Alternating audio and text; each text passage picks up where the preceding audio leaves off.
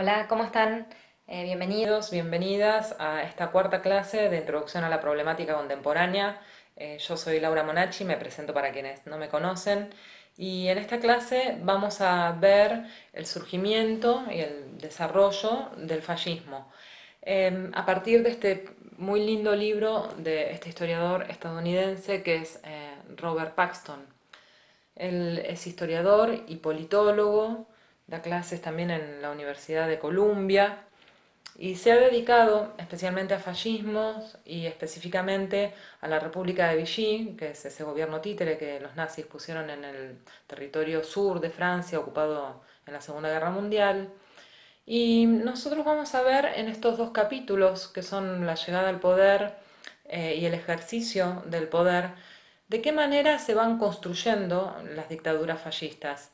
En ese sentido vamos a ver cómo, bueno, son algo que no se da precisamente de un momento a otro, ¿sí? Precipitadamente, sino que son dictaduras que van modificándose entre el momento en que llegan al poder y una vez en el ejercicio del poder, cómo a partir de ese ejercicio del poder van a convertirse en las dictaduras que fueron posteriormente.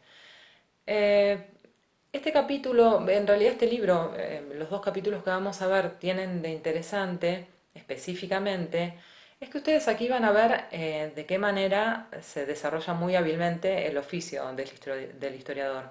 Paxton hace un trabajo comparativo de lo más interesante entre distintos fascismos, entre distintos grupos fascistas, experiencias fascistas, pero específicamente pone el acento entre el caso alemán y el caso italiano, porque son los dos casos que llegaron al poder en Europa en el periodo de entreguerras. Eh, en ese sentido, los dos capítulos que vamos a ver abordan este periodo, que comprende desde la finalización de la Primera Guerra Mundial hasta la Segunda Guerra aproximadamente, teniendo en cuenta que el nazismo llega al poder en el 33 y cae en el 45, sí, con la finalización de la Segunda Guerra. Entonces, el periodo es bastante amplio y por lo tanto es bastante móvil. Sí, hay muchas transformaciones, hay muchos cambios, pero está bueno poner el acento sobre todo en un primer momento, por ejemplo, en el escenario que deja planteado la Primera Guerra Mundial, en este escenario inestable, en donde las masas, sobre todo de los gobiernos derrotados, vuelven desilusionadas de la guerra. En el caso de Italia, digamos, si bien es un gobierno que pertenece, es un país que pertenece a las potencias victoriosas, sin embargo hay mucho descontento, hay toda una crisis de posguerra en donde pareciera que el socialismo va a lograr asentarse, la revolución va a lograr ser exitosa de la manera que lo fue en Rusia, hay muchos movimientos, muchos levantamientos, se da lo que se conoce como bienio rosso, que son 2 años de muchas tensiones sociales, de tomas de fábricas. Entonces hay todo un escenario que se plantea con la finalización de la Primera Guerra en algunos lugares de mucha inestabilidad política, de mucha participación de las masas, de muchos rencores en relación a lo que la Primera Guerra dejó. Y todo eso va a nutrir también el surgimiento de grupos de derecha que van a querer tener mayor participación en la política, que van a querer cobrar revancha, sobre todo en el caso de Alemania, de lo sentado, por ejemplo, por el Tratado de Versalles. Entonces es un escenario que es completamente diferente al escenario político que teníamos antes del estallido de la Primera Guerra, ¿sí?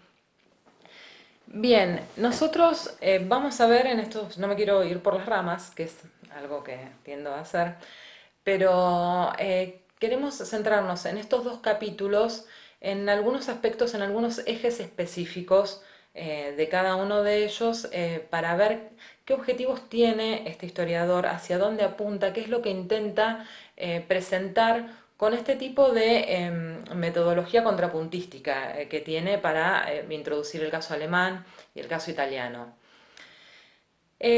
Nosotros vamos a ver en el capítulo 3, que es por donde vamos a comenzar ahora, cómo en los dos primeros apartados, este capítulo está subdividido en apartados o subcapítulos que están titulados. a diferencia de lo que veíamos, por ejemplo, con las subdivisiones en el capítulo de Hobsbawm de Guerra Total, que son numéricas, son subdivisiones numéricas, bueno, aprovechen en este caso que las divisiones están organizadas bajo títulos. Eso no es menor, es un detalle que parece insignificante, pero no es menor, porque cuando están perdidos o perdidas en la lectura, volver a retomar esos subtítulos, el título de cada uno de esos apartados, por ahí los ayuda a encaminarse, a decir, ah, ok, acá en este momento está tratando de hablar de esto, tiene este objetivo. Entonces vamos a tratar de ir ordenadamente para, bueno, para no perdernos, ¿sí? En el desarrollo de este capítulo. En un primer momento, en los dos primeros apartados, él hace una introducción bastante fáctica de los hechos constitutivos que llevaron a Hitler y a Mussolini al poder.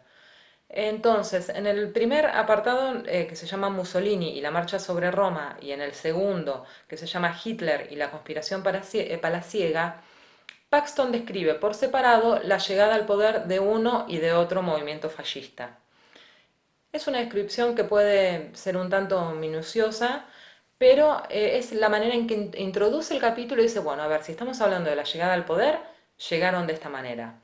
A partir del tercer capítulo, del tercer apartado, perdón, del tercer subcapítulo, si quiere, él ya comienza a hacer este estudio, este tipo de método comparativo que les decía antes, en donde empieza a cuestionar ciertos mitos, ciertas ideas acerca de la llegada al poder de uno y otro, de tanto del fascismo italiano como del nazismo alemán, y empieza a preguntarse, bueno, a ver, usualmente de qué manera se relaciona, se piensa la llegada al poder, por ejemplo, de Mussolini o de Hitler, en tanto a la violencia desarrollada por sus agrupaciones previas a la llegada al poder, por la lectura que se hizo después acerca de la violencia una vez en el poder, en tanto que se constituyeron en dictaduras. Entonces dice, bueno, se llama de esta manera el tercer apartado, lo que no sucedió. Elecciones, golpe de Estado y triunfo en solitario. Entonces, en este momento el autor va a descartar esas formas de llegada al poder. ¿Por qué? Porque son mitos, son ideas que están instaladas, son lecturas de divulgación, que quedaron divulgadas en el imaginario popular y que se relaciona la llegada de uno y otro de esas maneras. Tanto por elecciones, que no fue de esa forma, no llegaron por elecciones ni Hitler ni Mussolini al poder, tampoco llegaron mediante un golpe de Estado, más allá de que posteriormente se hayan constituido en dictaduras, y tampoco llegaron con el triunfo del líder en solitario, o sea, por la impronta, por el propio carisma, por la propia fuerza en solitario del líder, ¿sí? Porque con su sola imagen alcanzaba para poder darle ese lugar de poder, ¿sí? Entonces, en este momento, Paxton, en este tercer apartado, va a discutir, va a descartar esas ideas acerca de la llegada al poder. Y entonces decimos, bueno, si no llegaron de esas formas, ¿de qué manera lo hicieron? Aquí entonces, en el cuarto apartado, en que se llama la formación de alianzas, empieza a desarrollar las características que tuvo finalmente la llegada al poder de uno y otro movimiento, tanto del fascismo italiano como del nazismo. Eh, un paréntesis.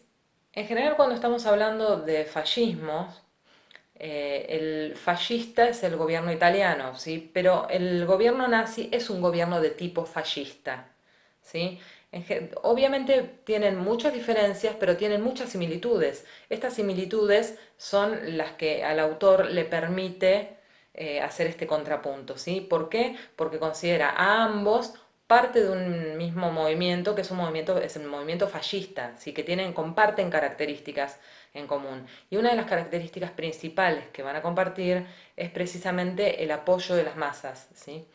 El apoyo de las masas, la condición de ser antiliberales y antes que nada ser fervorosamente anticomunistas, ¿sí? Eso es una particularidad de los movimientos fascistas.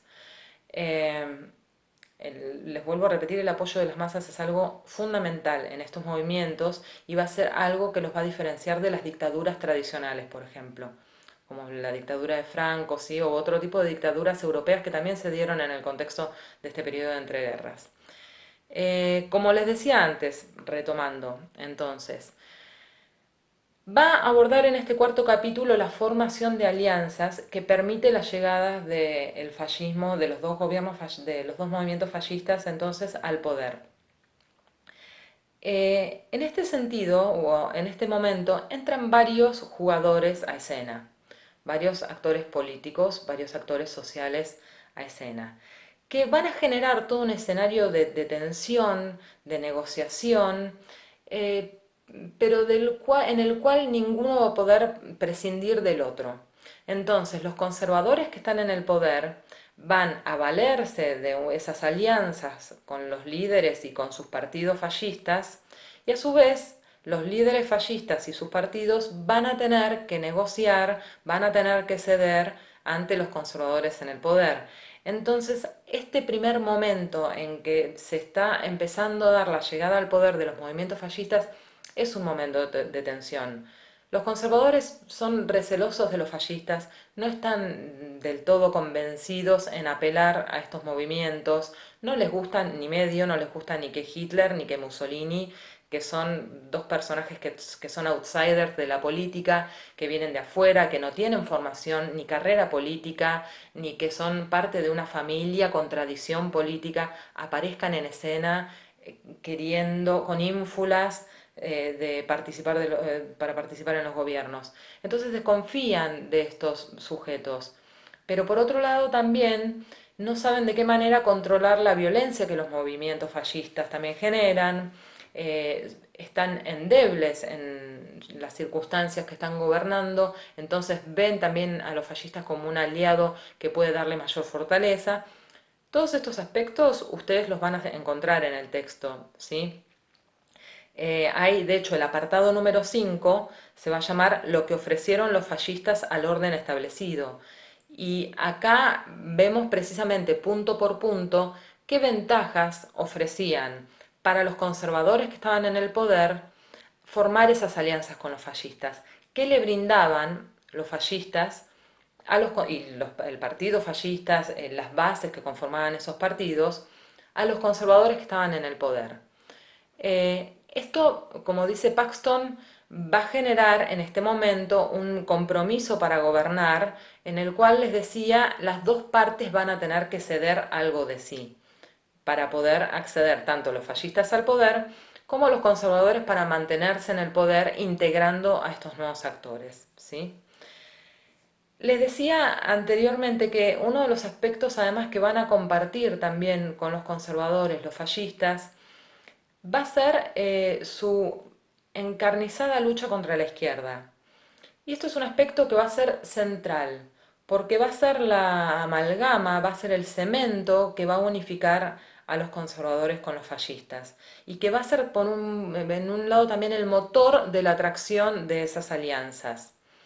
Ustedes cuando lean las guías y cuando las lean conjuntamente con el texto, van a ver, digamos, una de las preguntas o uno de los planteos que se realiza allí es que busquen en el texto de Paxton si efectivamente era inevitable la llegada de los fascistas al poder, ¿sí? Y el lugar de la izquierda tiene un lugar fundamental en la respuesta a esta pregunta que Paxton mismo realiza y que ustedes van a encontrar en la guía. Para también entender el porqué de este tipo de alianza, el porqué del rechazo a la izquierda, el porqué de esta supuesta necesidad que los conservadores tenían de vincular, de invitar a los movimientos fascistas, a los partidos fascistas a participar en el poder, tiene que ver el contexto de crisis en que se encontraba tanto Italia en el momento del ascenso al poder de Mussolini, como Alemania en el momento que llega los nazis al gobierno, ¿sí? Bueno, Cada uno de esos contextos va a ser fundamental para entender también el porqué de esas alianzas y el porqué de la llegada de los fascistas al poder. Entonces preguntémonos, bueno, ¿qué situaciones de crisis, qué contexto tenemos en cada lugar, en cada momento? Eh, si pensamos en Italia, nosotros nos encontramos con que Mussolini llega en el 22, ¿sí? Al gobierno. Bueno, ¿qué contexto se les ocurre precisamente de crisis en el que nos encontramos a Italia en el 22? Algo ya habíamos anticipado, ¿sí? Y ustedes algo habían visto ya en las clases anteriores, pero bueno, el contexto de posguerra es central para entender el, el quiebre en la institucionalidad italiana, la crisis política, la crisis social que hay en ese momento. Por otro lado, en el 33, perdón, también hay un contexto de crisis en Alemania. En Alemania nos vamos a encontrar con un momento de mucha debilidad política, a ver, en realidad una debilidad que se arrastra desde también la finalización de la Primera Guerra Mundial con la constitución de la República de Weimar. Una república, como dicen algunos historiadores, sin republicanos, ¿sí? Una república que no surgió, que nunca estuvo del todo legitimada, que siempre tuvo que formar alianzas entre diferentes partidos políticos para sobrevivir. Entonces, ante esa ilegitimidad, digamos, ante esa falta de consenso que la República de Weimar tenía, sucede encima la crisis, el crack de la bolsa en Estados Unidos de 1930, poniendo a Alemania en una situación mucho más endeble ahora económicamente, no solamente políticamente, sino también económicamente. Entonces, esa situación de crisis va a generar en ese momento, en ese país, un ascenso tanto de la izquierda como de la derecha.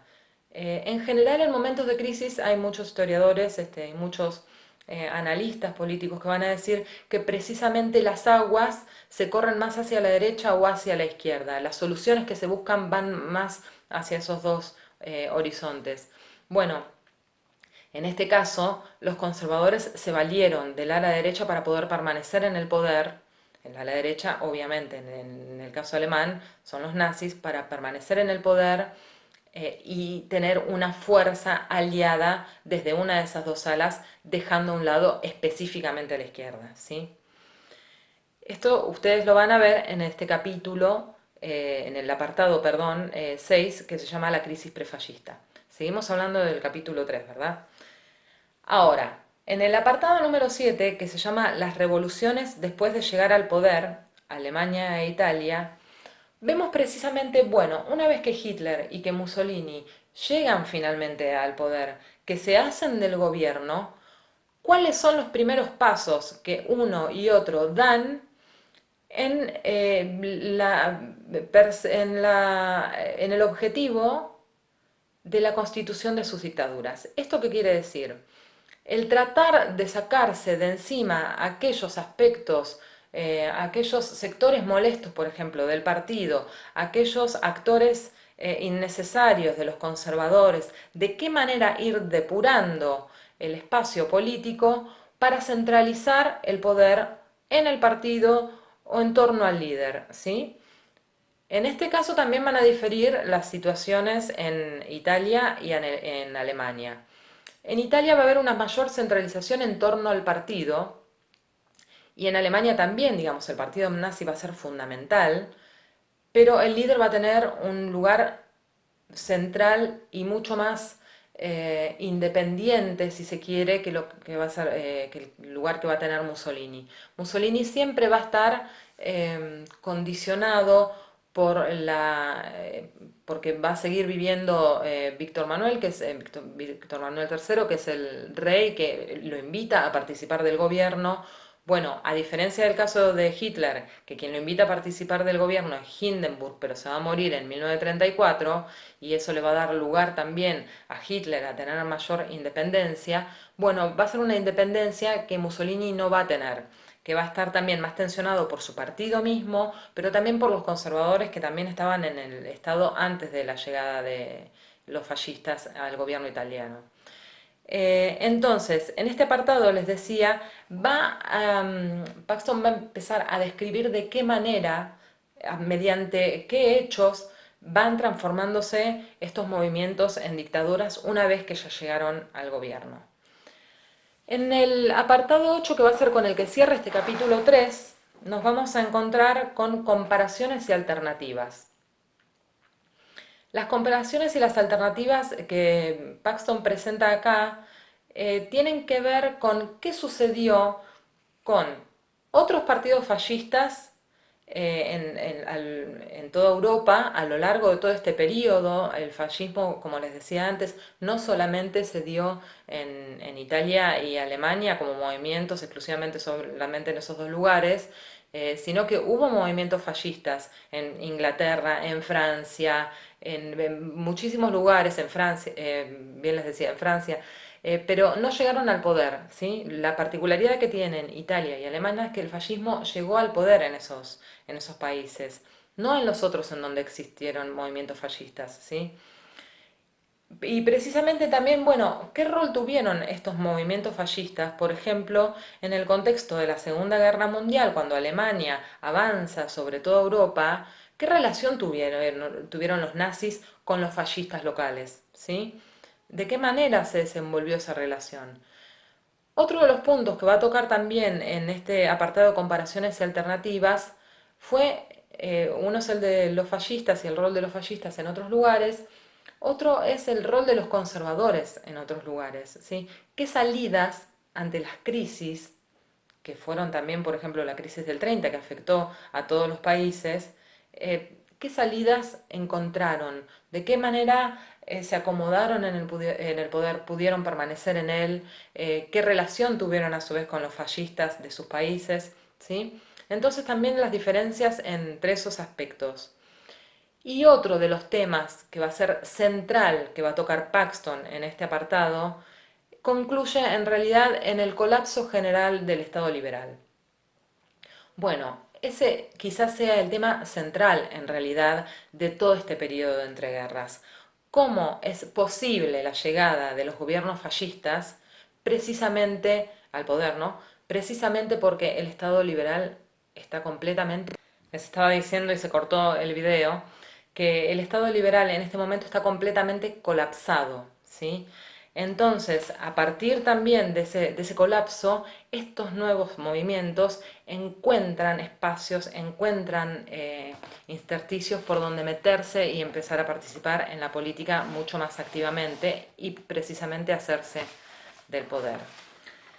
Muy bien, el capítulo 4 de este texto de Paxton, voy a tratar de ser lo más breve posible, ¿sí? Se llama el ejercicio del poder. Hay muchos aspectos que nosotros vamos a ver en este capítulo que van a ser retomados del capítulo 3. En un primer momento, en el primero de los apartados, que se va a llamar La naturaleza del gobierno fascista, estado dual y amorfia dinámica, Paxton lo que va a introducir es una teoría acerca del estado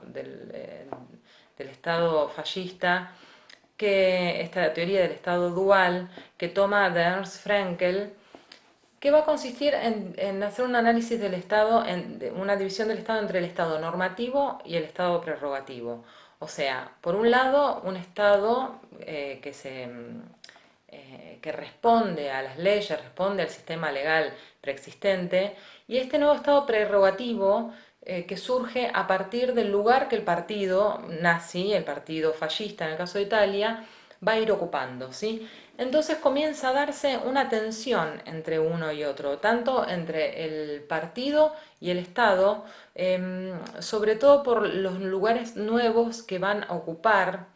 Por ahí va a haber una tensión en el poder, va a haber una multiplicación de espacios entre que el partido va a tratar de ocupar en aquellos espacios en que el Estado formal ocupaba, ¿sí?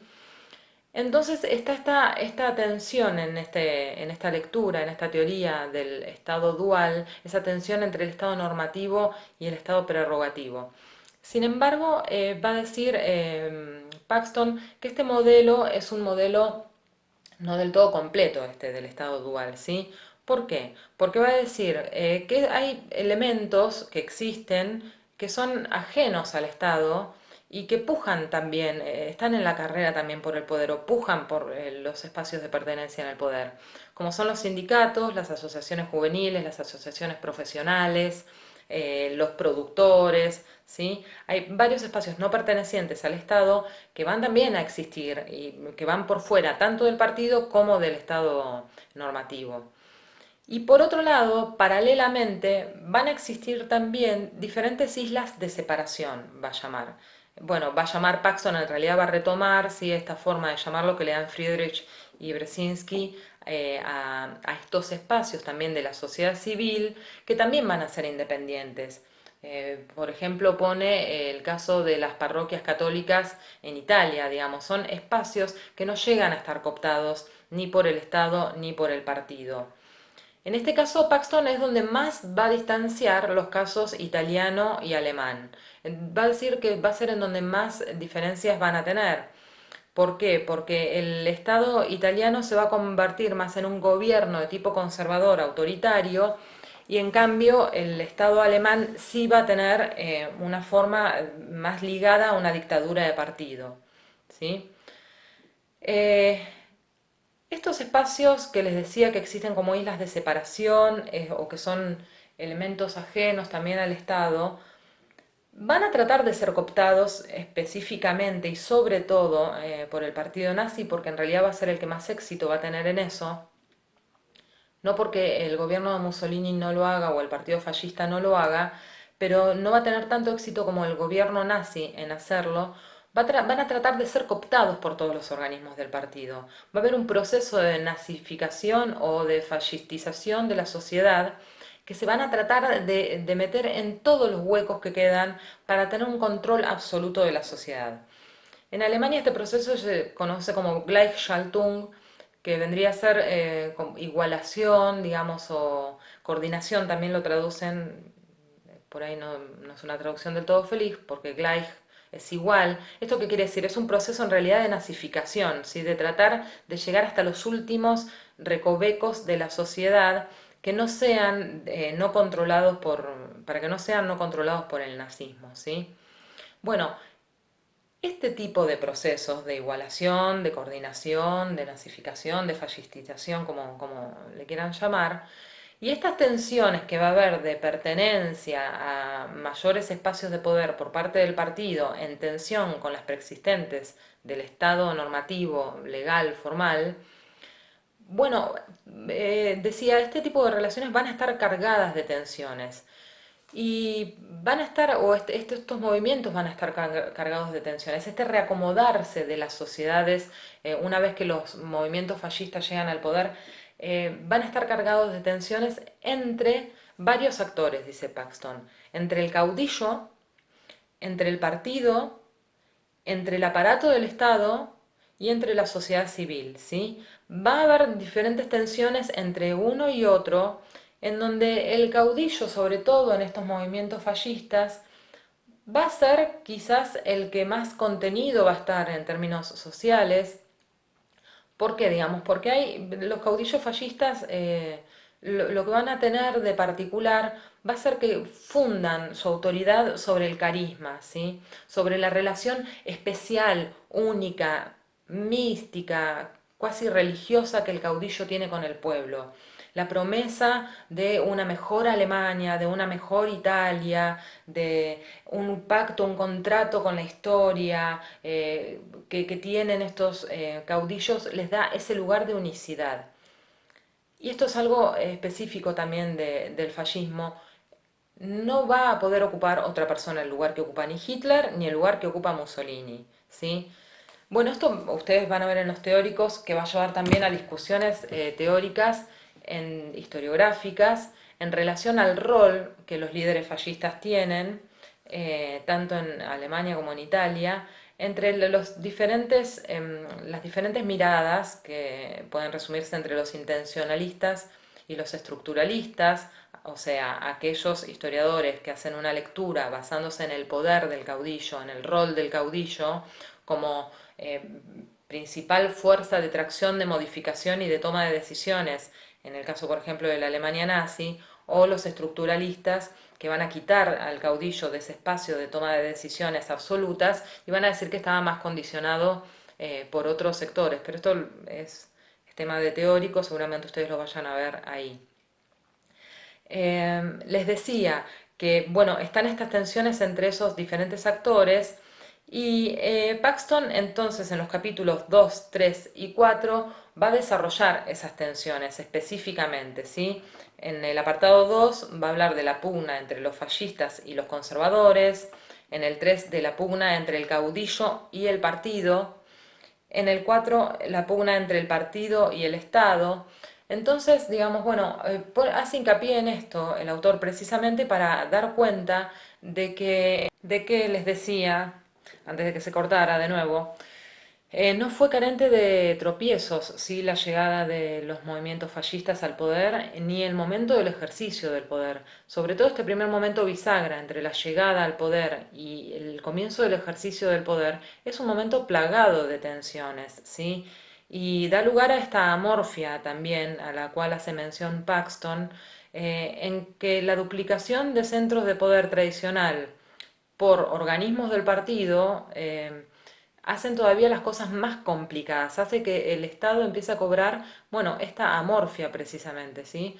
Esta falta de dimensiones, de forma, de espacios que están cooptados tanto por el partido como por el Estado, sobre todo en el caso de la Alemania nazi, por ejemplo, los organismos paralelos que hay, como son la CSS o la CSA, ¿sí? Bien, en el apartado número 5 entonces Paxton habla de acomodación, entusiasmo y terror y vuelve a destacar una crítica sobre el modelo de Estado dual, diciendo que otro aspecto que no tiene en cuenta también es la opinión pública, ¿sí? La opinión pública, así como las islas de separación y así como otros espacios que también tenían poder por fuera del Estado y por fuera del partido, o que buscaban poder por fuera del Estado y por fuera del partido, la opinión pública también tuvo que moldearse, que ganarse. Sin embargo, en el caso de los gobiernos fascistas, la opinión pública acompaña generalmente a los líderes, acompaña al gobierno y se empiezan a elaborar diferentes técnicas de control social para cooptar la opinión pública que fuera adversa y esas diferentes formas, esas diferentes técnicas van a ser el terror, antes que nada, ¿sí? La eliminación directa de aquellos agentes, de aquellos sectores, de aquellos actores que fueran deseables ser excluidos de la sociedad fascista y nazi. Acá también un breve paréntesis, es diferente o son diferentes los enemigos que construye el fascismo italiano y la Alemania nazi. Sí, los enemigos que tienen en común son la izquierda, eso es indiscutible, pero en el caso, por ejemplo, de los judíos, la ideología basada en la superioridad racial y encausada de todas las obras del partido nazi en, en fin de esa ideología es distinto a lo que pasa en Alemania, en Italia, perdón, ¿sí? En Italia el aspecto racial y el antisemitismo no son un factor tan central, ¿sí? En este sentido, la Iglesia Católica en Italia tuvo un lugar bastante importante en cuanto al contrapeso del antisemitismo y más que nada hacia la persecución de los judíos, ¿sí? Les decía entonces, el terror como una de las técnicas para cooptar la opinión pública fue utilizado en ambos lugares. La división entre diferentes actores, por ejemplo, la división entre trabajadores, la división dentro de las instituciones y en otros espacios, ¿sí? De la sociedad civil, las concesiones también que el partido tuvo que dar también, por ejemplo, a los trabajadores, ¿sí? Para cooptar su apoyo, para cooptar, por ejemplo, la afiliación hacia el partido nazi. Esto traía muchas ventajas, la afiliación al partido. y la integración a la sociedad, al ideal de la sociedad nazi o fascista. En ese sentido, por ejemplo, en la Italia de Mussolini hubo espacios de recreación o el dopo lavoro, en donde esta técnica de integración fue sumamente eficaz, ¿sí? Y los italianos tuvieron un lugar de pertenencia en ese lugar fascistizado, que incluso fue rememorada con mucho cariño, incluso después de la guerra, digamos, por quienes pertenecieron a esos lugares. Y que no sufrieron desde ya el terror. Una vez que fueron integrados y no sufrieron el terror, hay nostálgicos de esos espacios también. En este sentido, bueno, el terror, y en el caso de Alemania queda bastante claro, si uno no pertenecía a los sectores perseguidos como la izquierda o los conservadores, una vez que ya los nazis llegaron al poder, o bueno, los judíos, o los homosexuales, o los testigos de Jehová, u otros sectores perseguidos, encarcelados y asesinados en muchos casos por el nazismo. Si no se pertenecía a esos sectores, los ciudadanos regulares, digámosle, no tenían por qué estar asustados de que fueran a ir a por ellos. Entonces estos espacios de integración lograban darse cierta amalgama de nazificación, lograban estar bastante nazificados o fascistizados, ¿sí? Al finalizar el capítulo, el autor aborda un debate de lo más interesante acerca si pueden ser considerados estos movimientos como revoluciones, ¿sí? De hecho, el título del sexto apartado es La revolución fascista. Bueno, aquí es donde el autor también plantea revolución en qué términos. En términos económicos, en términos culturales, en términos sociales. ¿Se puede hablar de una revolución fascista o es un concepto que no es acorde a lo que llevaron a cabo estos movimientos? ¿Sí? Entonces, bueno, en este apartado el autor desarrolla su lectura de esta situación. En ese sentido, la educación, bueno, los espacios culturales y el rol que van a tener los intelectuales va a ser fundamental para educar al hombre y a la mujer fascista, para dar lugar a la revolución del alma que sí los fascistas pretendían.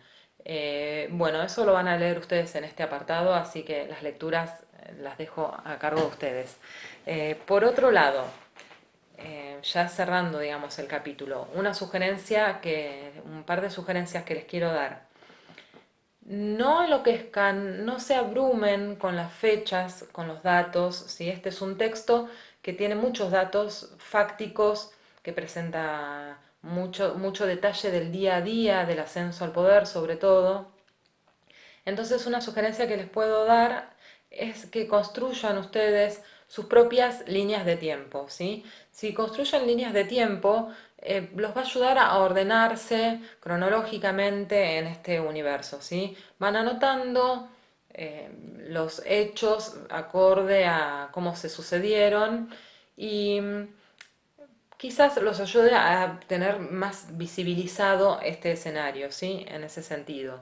Como siempre, les sugiero chusmeen mapas, cualquier duda que tenga, busquen en Google si tienen dudas acerca de los nombres, acerca de los lugares, acerca de esas cosas. Ustedes ahora tienen este tipo de herramientas a las cuales pueden apelar, que pueden resolver cualquier duda que tengan inmediatamente prácticamente, ¿sí?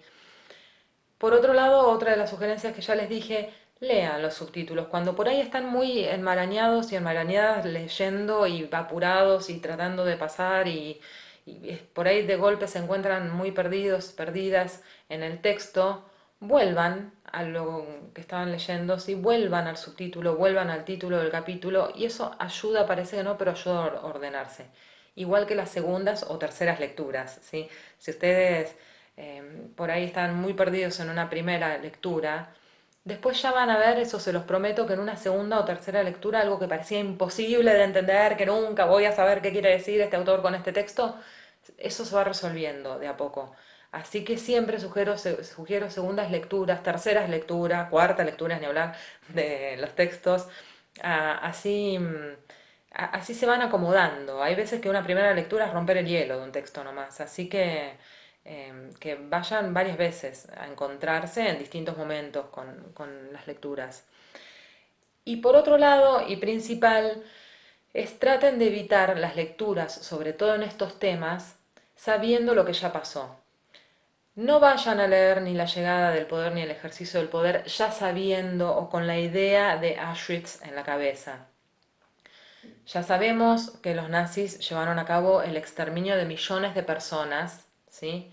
Entonces eso quizás nos haga abordar la lectura ya con ese dato y la lectura de la sociedad alemana condicionada a partir de lo que ya sabemos, ¿sí? Bueno, en un punto, uno de los aspectos centrales del oficio del historiador es tratar de abordar un periodo histórico determinado teniendo en cuenta precisamente las especificidades de ese periodo histórico, no de lo que vino después, sino cómo vivieron los hombres y mujeres en Alemania, en Italia, lo que estaba sucediendo. Ellos no sabían lo que iba a pasar después. Ustedes dirán, ¿y pero podían intuirlo? Sí o no. No se puede saber, ¿sí? Entonces, en ese sentido, tenemos que tratar de ser cuidadosos y cuidadosas a la hora de abordar todos los periodos históricos que vayamos a abordar, teniendo en cuenta qué tienen en la cabeza, qué piensan, cómo viven, qué necesidades tienen, qué necesidades resueltas tienen también quienes viven en ese periodo histórico en particular, ¿sí? Bueno, damos por terminada esta clase. La clase que viene la van a tener con la profesora Catalina Cucharello, que va a hablar sobre Holocausto. Así que por ahora, con este texto de Paxton sobre fascismos, ya terminamos. Espero que tengan una muy buena semana, que disfruten el texto, que estén estando bien en este contexto rarísimo que estamos pasando. Y bueno, nos estamos viendo pronto. Chau, chau.